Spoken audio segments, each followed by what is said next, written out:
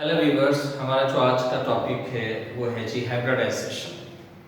Hybridisation हमें molecules की geometry के बारे में कैसे एक्सप्लेन करती है। पिछले कुछ लेक्चर्स में हमने वेस्पर थ्योरी के बारे में पढ़ा और साथ में वीबीटी के को भी देखा। वेस्पर थ्योरी ने बड़ी अच्छी तरह से मॉलिक्यूल की ज्योमेट्री को एक्सप्लेन किया, लेकिन उसमें कुछ ड्रॉबैक्स की वजह से वीबीटी जो थी उसने उन ड्रॉबैक्स को खत्म किया और फिर मॉलिक्यूल्स की ज्योमेट्री के बारे में बताया। जैसे लास्ट लेक्चर में भी हमने बात की कि जी वीबीटी हमें बड़ी अच्छी तरह से एक्सप्लेन करती है कि how bonding occurs, where bonding occur, where is lone pair is director. तो इन चीजों के बारे में वीबीटी ने बड़ी अच्छी तरह से एक्सप्लेन किया, लेकिन वीबीटी में भी कुछ लिमिटेशन है। वो क्या है? वीबीटी कुछ एलिमेंट्स के बारे में प्रॉपरली एक्सप्लेन नहीं कर पाती। जैसे कि एग्जांपल के तौर पर कार्बन की बात करते हैं। वीबीटी के मुताबिक ये है कि वैलेंस चार्ज में पाए जाने वाले हाफ फील्ड ऑर्बिटल जो हैं वो बॉन्ड बनाने में हिस्सा लेते हैं। मैंने कार्बन की इलेक्ट्रॉनिक कॉन्फ़िगरेशन की, उसके ग्राउंड स्टेट यहाँ पर लिखा हुआ है। तो इसके मुताबिक तो ये है, जैसे कि आप देख रहे हैं कि 2px और 2py जो है कार्बन के वो हाफ फील्ड हैं। जैसे ये ज़ाहिर हो रहा है कि कार्बन इज अ डाइवैलेंट, लेकिन कार्बन जो है वो टेट्रावैलेंट है, डाइवैलेंट नहीं है, 4 बॉन्ड बनाने की एबिलिटी रखता है। तो वीबीटी यहाँ पर आकर फेल हो रही कार्बन पर। इसके अलावा बेरिलियम है, बोरॉन जैसे एलिमेंट है, उसको भी प्रॉपर्ली एक्सप्लेन नहीं कर पाती। इन चीजों को एक्सप्लेन करने के लिए हाइब्रिडाइजेशन का कांसेप्ट आता है। पॉलिंग नामी साइंटिस्ट ने इसे डेवलप किया। अब हाइब्रिडाइजेशन का कांसेप्ट क्या है? इस कांसेप्ट के मुताबिक एटॉमिक ऑर्बिटल्स आपस में ओवरलैप करते हैं। वो एटॉमिक ऑर्बिटल्स जिनकी एनर्जी और शेप मुख्तलिफ होती है वो आपस में ओवरलैप करेंगे और उनकी ओवरलैप से जो नए ऑर्बिटल्स बनेंगे उनकी एनर्जी और शेप एक जैसी होगी। उन्हें हम हाइब्रिड ऑर्बिटल्स कहेंगे और इस प्रोसेस को हम हाइब्रिडाइजेशन का नाम दे देते हैं। और इस बात को भी याद रखिएगा कि number of atomic orbitals which are overlapped is equal to the number of hybrid orbitals. जितने एटॉमिक ऑर्बिटल्स ओवरलैप करेंगे उसके बदले में उतने ही हाइब्रिड ऑर्बिटल्स बनेंगे। हाइब्रिडाइजेशन के कॉन्सेप्ट ने कार्बन, बेरिलियम और बोरान जैसे एलिमेंट्स को बड़ी अच्छी तरह से एक्सप्लेन कर दिया कि ये मॉलिक्यूल्स जो हैं इनकी ज्योमेट्री कैसे होगी और ये किस तरह का बिहेवियर शो करेंगे। जैसे कि हाइब्रिडाइजेशन के कॉन्सेप्ट ने कहा कि कार्बन ग्राउंड स्टेट में तो 2 बॉन्ड बनाता है, लेकिन अगर हम कार्बन का एक्साइटेड स्टेट ले जाएं, जैसे कि कार्बन के एक्साइटेड स्टेट में देखें तो ये होगा जी कि 2s2 में से जब हम कार्बन को हीट प्रोवाइड करेंगे तो 2s2 में से एक इलेक्ट्रॉन जंप करके इस खाली ऑर्बिट में चला जाएगा जो कि ग्राउंड स्टेट का खाली ऑर्बिट था 2pz। जैसे कि यहाँ पर आप देख रहे हैं कि 2s2 में से एक इलेक्ट्रॉन जंप करके 2pz में गया है और यहाँ पर हमें नजर आ रहा है कि अब कार्बन के एक्साइटेड स्टेट में 4 ऑर्बिटल जो है वो हाफ फील्ड हैं। इस बात को भी याद रखना है कि जी 2s2 में से इलेक्ट्रॉन जंप करेगा, इनर ऑर्बिटल में से इलेक्ट्रॉन जंप नहीं करेगा। तो जैसे ही यहां से इलेक्ट्रॉन जंप करके इधर जाता है तो कार्बन जो है उसके 4 ऑर्बिटल्स हाफ फील्ड हो रहे हैं। तो इसका मतलब है carbon is a tetravalent, not divalent. तो इस कॉन्सेप्ट ने कार्बन जैसे एलिमेंट की ज्योमेट्री को बड़ी प्रॉपर्ली करके एक्सप्लेन कर डाला। अब हाइब्रिडाइजेशन में हमने देखना है कि जो ऑर्बिटल्स, चाहे वो s होगा, p होगा, d होगा, जितने ऑर्बिटल्स आपस में इंटरमिक्स होंगे उस लिहाज से हम उसको क्लासिफाई कर लेंगे। जैसे कि मैंने कुछ क्लासिफिकेशन यहाँ पर भी लिखी है। हाइब्रिडाइजेशन को जब हम क्लासिफाई करते हैं तो हम कहते हैं कि sp3 टाइप की भी हाइब्रिडाइजेशन है, sp2 है, sp है, dsp2 है, sp3 हाइब्रिडाइजेशन भी है, t2sp3 भी है और d3sp3 हाइब्रिडाइजेशन भी है।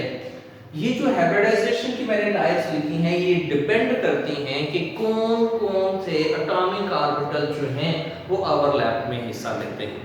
तो वन बाय वन करके इनको देखते हैं। सबसे पहले हम बात करते हैं sp3 हाइब्रिडाइजेशन की। जैसे कि नाम सजेस्ट करता है, हमारे सामने लिखा है sp3 हाइब्रिडाइजेशन। ये हाइब्रिडाइजेशन की वो होगी जिसमें एक s ऑर्बिटल इन्वॉल्व होगा और 3 p एटॉमिक ऑर्बिटल्स इन्वॉल्व होंगे। तो टोटल कितने एटॉमिक ऑर्बिटल इन्वॉल्व हो रहे हैं? 4। एक s और 3 p एटॉमिक ऑर्बिटल्स आपस में इंटरमिक्स होंगे और इनकी इंटरमिक्सिंग से जो नए ऑर्बिटल्स बनेंगे वो 4 होंगे, जैसे कि यहाँ पर मैंने मेंशन किया हुआ है। और कार्बन के जब आप एक्साइटेड स्टेट में जाकर देखते हैं तो 2s 2px 2py और 2pz ये एटॉमिक ऑर्बिटल जो हाफ फिल्ड में है, हाफ फिल्ड है या पार्शियल फिल्ड है। तो 2s 2px 2py और 2pz एटॉमिक ऑर्बिटल जिनकी एनर्जी और शेप डिफरेंट है, ये आपस में ओवरलैप करके 4 हाइब्रिड ऑर्बिटल बनाएंगे, जैसे कि यहाँ पर आप देख रहे हैं जिनकी एनर्जी और शेप एक जैसी है। इसे हम कहते हैं sp3 हाइब्रिडाइजेशन। एक s और 3 p एटॉमिक ऑर्बिटल यूज हो रहे हैं। अगर हम इसके मॉलिक्यूल के एग्जांपल लें तो हमारे पास एग्जांपल एक हम कॉमन से एग्जांपल ले लेते हैं मीथेन। मीथेन में हम सेंट्रल एटम कार्बन की तरफ जाते हैं तो कार्बन ही के मैंने एटॉमिक ऑर्बिटल्स आपके सामने लिखे हुए हैं कि ये एक s कार्बन का और 3 p एटॉमिक ऑर्बिटल्स इन्वॉल्व होंगे और इस कंट्री में 4 हाइब्रिड ऑर्बिटल्स बनेंगे।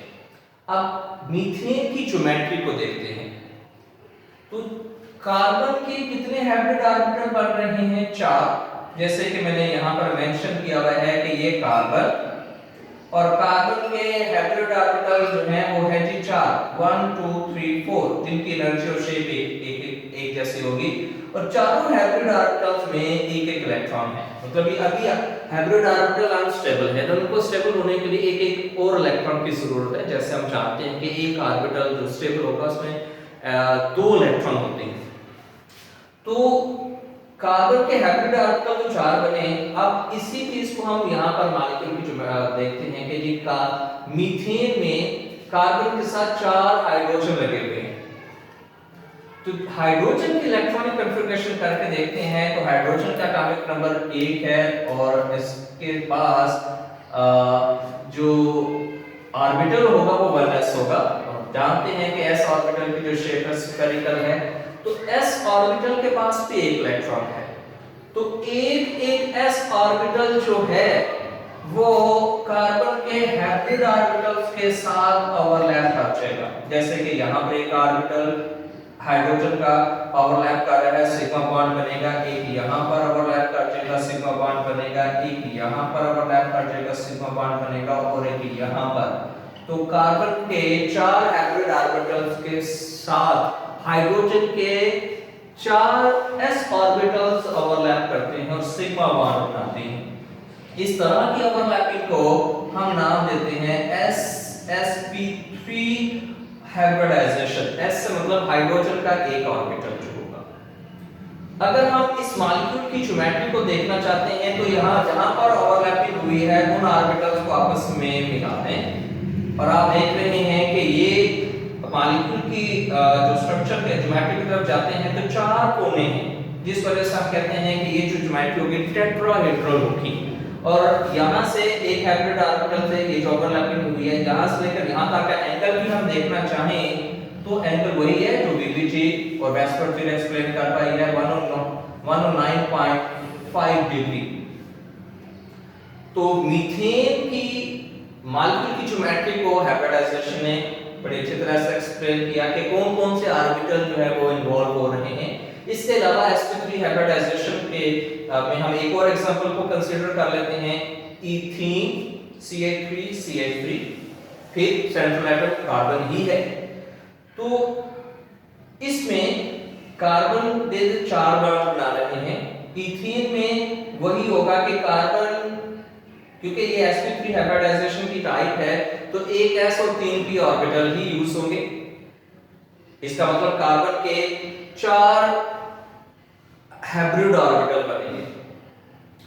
तो एक 4 कार्बन के हाइब्रिड ऑर्बिटल बन रहे हैं तो मैं आपको कहता हूं एक ये है, एक ये 3 और ये चौथे वाला हाइब्रिड ऑर्बिटल। 3 कार्बन के हाइब्रिड ऑर्बिटल के साथ जैसे कि ऊपर मीथेन में हुआ, कार्बन के 3 हाइब्रिड ऑर्बिटल के साथ एक एक हाइड्रोजन का एटॉमिक ऑर्बिटल आकर ओवरलैप करेगा, ये सिग्मा बॉन्ड बनाएगा और इसे हम कहते हैं ssp3 ओवरलैप। जैसे ऊपर भी मैंने कहा इस कार्बन का, जैसे कि ये कार्बन को मान लें कि ये कार्बन को मैंने यहाँ पर ड्रॉ किया हुआ है इसके हाइब्रिड ऑर्बिटल्स को, तो इस कार्बन के भी 4 हाइब्रिड ऑर्बिटल बनेंगे जिसको यहाँ पर लिखते हैं। तो इस कार्बन का एक हाइब्रिड ऑर्बिटल ये और इस कार्बन का एक हाइब्रिड ऑर्बिटल ये आपस में ओवरलैप करेंगे और इनकी ओवरलैपिंग से सिग्मा बॉन्ड बनेगा और इस तरह की ओवरलैपिंग को हम नाम देते हैं sp3 ओवरलैपिंग। बाकी इस कार्बन के जो 3 बाकी हाइब्रिड ऑर्बिटल्स हैं उनके साथ एक एक हाइड्रोजन का एटॉमिक ऑर्बिटल से ओवरलैप कर जाएगा और ये भी sp3s ओवरलैप होगा।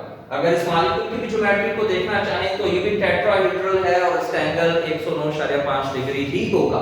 तो sp3 हाइब्रिडाइजेशन है, बड़ी क्लियरली मॉलिक्यूल की ज्योमेट्री को एक्सप्लेन किया। इसके बाद मूव करते हैं हाइब्रिडाइजेशन की दूसरी टाइप पर जिसे हम कहते हैं sp2 हाइब्रिडाइजेशन। जैसे नाम ही बता रहा है कि ये हाइब्रिडाइजेशन की वो टाइप होगी जिसमें एक s ऑर्बिटल इन्वॉल्व होगा और 2 p एटॉमिक ऑर्बिटल्स इन्वॉल्व होंगे।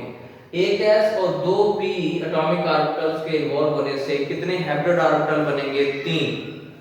इस तरह की हाइब्रिडाइजेशन को हम नाम देते हैं sp2 हाइब्रिडाइजेशन। और इसके एग्जांपल में हम कंसीडर करते हैं इथीन। यहां पर फिर हमारे पास जो सेंट्रल एटम है वो कार्बन है। तो कार्बन की जब हम इलेक्ट्रॉनिक कन्फिगरेशन करके देखते हैं तो हमारे पास ओरिजिनली तो 4 ऐसे ऑर्बिटल मौजूद होते हैं जो हाफ फिल्ड हैं, लेकिन यहां पर sp2 के केस में हमें 3 एटॉमिक ऑर्बिटल चाहिए जिन्होंने ओवरलैप होकर sp2 हाइब्रिडाइजेशन देनी है। तो इस केस में इथीन के केस में कार्बन के 3 एटॉमिक ऑर्बिटल इन्वॉल्व होंगे। वो कौन कौन से होंगे? एक s तो है ही क्योंकि एक s होगा, और 2 p कौन से होंगे? एक px होगा, 2px होगा और एक 2py होगा।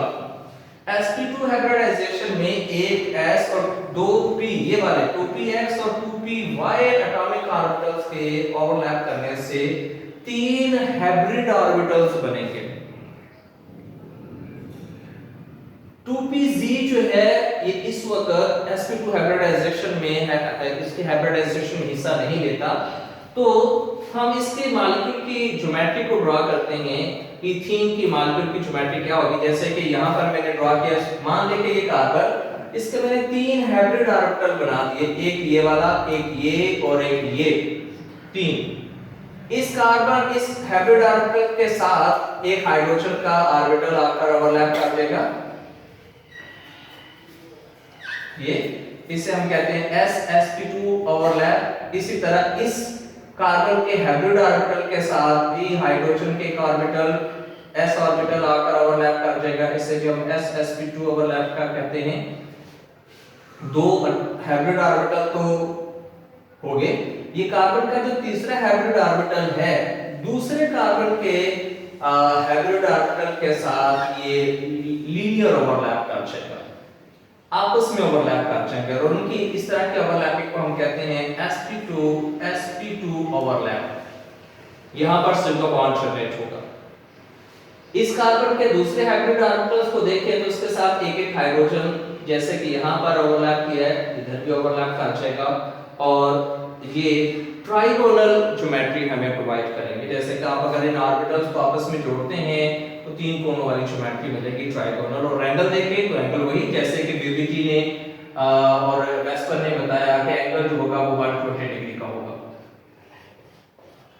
अब रही बात ये कि कार्बन में 2 हाइड्रोजन जो कि सिंगल बॉन्ड बना रहे हैं, इस केस में भी सिंगल बॉन्ड बनेगा, कार्बन कार्बन के दरमियान भी सिंगल बॉन्ड बनेगा। तो एक डबल बॉन्ड कहां से आ जाता है, पाई बॉन्ड कहां से आ जाता है?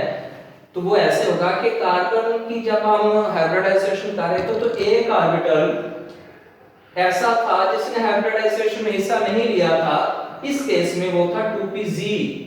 तो 2pz ऑर्बिटल को यहां पर लिखते हैं, ये इस कार्बन का 2pz एटॉमिक ऑर्बिटल, और इसी तरह इस कार्बन का भी 2pz एटॉमिक ऑर्बिटल यहां पर ड्रॉ करता हूं। दोनों 2pz ऑर्बिटल में एक एक इलेक्ट्रॉन होंगे और आप जानते हैं कि 2pz और 2pz एटॉमिक ऑर्बिटल्स आपस में पैरेलल ओवरलैप करते हैं, साइड वाइज ओवरलैप होगी और इनकी साइड वाइज ओवरलैपिंग से जो बनने वाला बॉन्ड होगा वो पाई बॉन्ड होगा। ये तो ये इन ऑर्बिटल्स की ओवरलैपिंग से कार्बन कार्बन के दरमियान जो पाई बॉन्ड जनरेट होता है वो इस तरह जनरेट होता है। इसके बाद sp2 हाइब्रिडाइजेशन में आप बोरॉन ट्राइफ्लोराइड की भी बात कर सकते हैं कि उसमें भी sp2 हाइब्रिडाइजेशन है। का बोरॉन के एलिमेंट को जब आप एक्साइटेड स्टेट में लेकर जाएंगे तो एक s और दो p एटॉमिक ऑर्बिटल्स होंगे और उनके साथ फ्लोरीन का एक px ऑर्बिटल जो है वो ओवरलैप करेगा, मॉलिक्यूल की ज्योमेट्री वही रहेगी, ट्राइगोनल रहेगी, एंगल वही रहेगा। तो हाइब्रिडाइजेशन जो है बड़ी क्लियरली मॉलिक्यूल की ज्योमेट्री को एक्सप्लेन करता जा रहा है। sp2 हाइब्रिडाइजेशन के बाद हम मूव करते हैं sp हाइब्रिडाइजेशन की। sp हाइब्रिडाइजेशन में एक s एटॉमिक ऑर्बिटल और एक ही p एटॉमिक ऑर्बिटल्स आपस में ओवरलैप करेंगे और इनके ओवरलैप से दो हाइब्रिड ऑर्बिटल्स बनेंगे, दो हाइब्रिड ऑर्बिटल्स।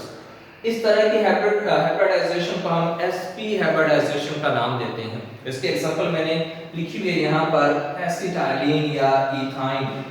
अब यहाँ पर फिर वही कार्बन आ गया। कार्बन के कौन-कौन से एटॉमिक ऑर्बिटल इस हाइब्रिडाइजेशन में इन्वॉल्व होंगे? तो कार्बन है, तो कार्बन का एक s और एक ही p एटॉमिक ऑर्बिटल जो है वो हाइब्रिडाइजेशन में हिस्सा लेगा। तो कौन सा s तो एक ही है, वो 2s इन्वॉल्व होगा और कौन सा px ऑर्बिटल जो है वो sp हाइब्रिडाइजेशन में इन्वॉल्व होगा। 2py और 2pz एटॉमिक ऑर्बिटल जो हाफ फिल्ड हैं वो sp हाइब्रिडाइजेशन में इन्वॉल्व नहीं होंगे। तो sp हाइब्रिडाइजेशन में कितने हाइब्रिड ऑर्बिटल बनने वाले हैं? दो एक कार्बन के। तो ये एक कार्बन, जैसे कि सपोज ये कार्बन, उसको मैंने यहां पर ड्रा किया, तो एक हाइब्रिड ऑर्बिटल ये और एक हाइब्रिड ऑर्बिटल ये उसका। इस हाइब्रिड ऑर्बिटल के साथ जैसे कि आप देखिए इस कार्बन के साथ एक हाइड्रोजन लगा हुआ है, तो इस हाइब्रिड ऑर्बिटल के साथ एक हाइड्रोजन का s ऑर्बिटल ओवरलैप कर जाएगा और इस तरह की ओवरलैपिंग को हम नाम देते हैं ssp overlap. Same to same ऐसा इधर भी होगा कि ये कार्बन, इसके भी दो हाइब्रिड ऑर्बिटल, एक ये है और एक ये है, तो इसके साथ एक हाइड्रोजन का orbital s orbital involve overlap कर जाएगा, सब कहते हैं ssp ओवरलैप। ये जो दो ऑर्बिटल हैं ये आपस में ओवरलैप करेंगे, कार्बन के हाइब्रिड ऑर्बिटल, इनकी ओवरलैपिंग को हम कहेंगे sp ओवरलैप। तो मॉलिक्यूल की ज्योमेट्री को देखा जाए तो लीनियर ज्योमेट्री बन रही है। एंगल की बात करें तो एंगल जो होगा वो 180 डिग्री का एंगल होगा। अब देखते हैं कि इथाइन में सिंगल बॉन्ड तो बन गया, कार्बन हाइड्रोजन के दरमियान सिंगल बॉन्ड, कार्बन हाइड्रोजन के दरमियान सिंगल बॉन्ड, कार्बन कार्बन के दरमियान सिंगल बॉन्ड, जैसे मैं यहां पर ड्रा करता हूं, कार्बन कार्बन के दरमियान ये single bond, sigma bond draw हो गया, कार्बन हाइड्रोजन के दरमियान ये वाला सिंगल बॉन्ड, कार्बन हाइड्रोजन के दरमियान ये सिंगल बॉन्ड। तो यहां पर तो मैंने तीन बॉन्ड लिखे हुए हैं, ट्रिपल बॉन्ड शो किया, तो दो पाई बॉन्ड कहां से आएंगे? वो आएंगे कि कार्बन के अनहाइब्रिडाइज्ड ऑर्बिटल भी तो बचे हुए हैं। कौन से? sp हाइब्रिडाइजेशन में 2py और 2pz ऑर्बिटल जो है वो इन्वॉल्व नहीं हुए थे, तो पहले मैं 2py ऑर्बिटल लिख देता हूं। ये 2py इस कार्बन का और इसी तरह इस कार्बन का भी ये 2py, दोनों में एक एक इलेक्ट्रॉन होगा और ये एटॉमिक ऑर्बिटल जो है ये 2py आपस में ओवरलैप करेंगे और इनकी ओवरलैपिंग से जो बॉन्ड बनेगा वो पाई बॉन्ड होगा। एक पाई बॉन्ड यहां पर 2py और 2py के ओवरलैप करने से, बाकी रह गया 2pc एटॉमिक ऑर्बिटल। तो 2pc इस कार्बन का 2pc एटॉमिक ऑर्बिटल यहां पर और इस कार्बन का भी एक 2pc एटॉमिक ऑर्बिटल होगा। तो ये 2pc और 2pz ऑर्बिटल आपस में फिर पैरेलल ओवरलैप कर जाएंगे और इनकी ओवरलैपिंग से एक और पाई बॉन्ड बनेगा ये। तो एसिटाइलिन में टोटल कोवेलेंट बॉन्ड की जो तादाद है 5 और अगर उसमें सिग्मा बॉन्ड की बात करें तो 3 सिग्मा बॉन्ड है और 3 सिग्मा बॉन्ड है और 2 पाई बॉन्ड है। मॉलिक्यूल की ज्योमेट्री वही लीनियर होगी और एंगल जो होगा वो 180 डिग्री का होगा। ऐसी हाइब्रिडाइजेशन में और भी मॉलिक्यूल की ज्योमेट्री को देख सकते हैं, बेरिलियम क्लोराइड। हालांकि बीबीटी तो कहती है कि बेरिलियम इनर्ट बिहेवियर शो करता है, लेकिन बेरिलियम जो है इनर्ट बिहेवियर नहीं शो करता। बीबीटी जो है वो बेरिलियम की जब ग्राउंड स्टेट में इलेक्ट्रॉनिक कन्फिगरेशन करते हैं तो उसमें हाफ फील्ड ऑर्बिटल है ही नहीं, जिस वजह से इसे जब एक्साइटेड स्टेट में लेकर जाएंगे तो यहाँ पर हाफ फील्ड ऑर्बिटल्स भी हमें नजर आएंगे और ये मॉलिक्यूल क्लोरीन के साथ जब जुड़ेगा तो इस तरह की ज्योमेट्री देगा जिसे लीनियर ज्योमेट्री कहते हैं, एंगल और ज्योमेट्री वही रहेगी। तो ये जो हाइब्रिडाइजेशन है ये हमने s और p ऑर्बिटल्स की ओवरलैपिंग की वजह से की। अब रहेगी dsp2 हाइब्रिडाइजेशन। इसका मतलब है कि d और d ऑर्बिटल भी ओवरलैपिंग में हिस्सा लेगा। तो dsp2 मॉलिक्यूल की ज्योमेट्री जो होगी वो स्क्वायर प्लेनर ज्योमेट्री होगी, एंगल जो होगा वो 90 डिग्री का रहेगा। dsp3 हाइब्रिडाइजेशन में मतलब होगा कि एक d ऑर्बिटल इन्वॉल्व होगा, एक s ऑर्बिटल इन्वॉल्व होगा और 3 p ऑर्बिटल इन्वॉल्व होंगे। तो इस तरह की ज्योमेट्री को हम कहेंगे dsp3 hybridization, d2sp3 hybridization, d3sp3 hybridization. तो मॉलिक्यूल की ज्योमेट्री जो है वो d ऑर्बिटल्स के इन्वॉल्व होने से, जैसे कि यहां से यहां तक मूव कर रहे हैं, वो डिफरेंट होती जाएगी। यहां पर स्क्वायर प्लेनर होगी, यहां पर ट्रायंगुलर प्लेनर होगी, यहां पर ऑक्टाहेड्रल होगी। तो डिपेंड करेगा कि कौन से मॉलिक्यूल में कितने d ऑर्बिटल इन्वॉल्व हो रहे हैं, कितने s हो रहे हैं, कितने p एटॉमिक ऑर्बिटल्स इन्वॉल्व हो रहे हैं। तो हाइब्रिडाइजेशन के कॉन्सेप्ट ने वीबीटी और वेस्टर्न थ्योरी से भी क्लियरली मॉलिक्यूल की ज्योमेट्री को बड़ी अच्छी तरह से एक्सप्लेन किया। उम्मीद करता हूं कि आपने इस हाइब्रिडाइजेशन के कॉन्सेप्ट को बड़ी अच्छी तरह से हासिल किया होगा।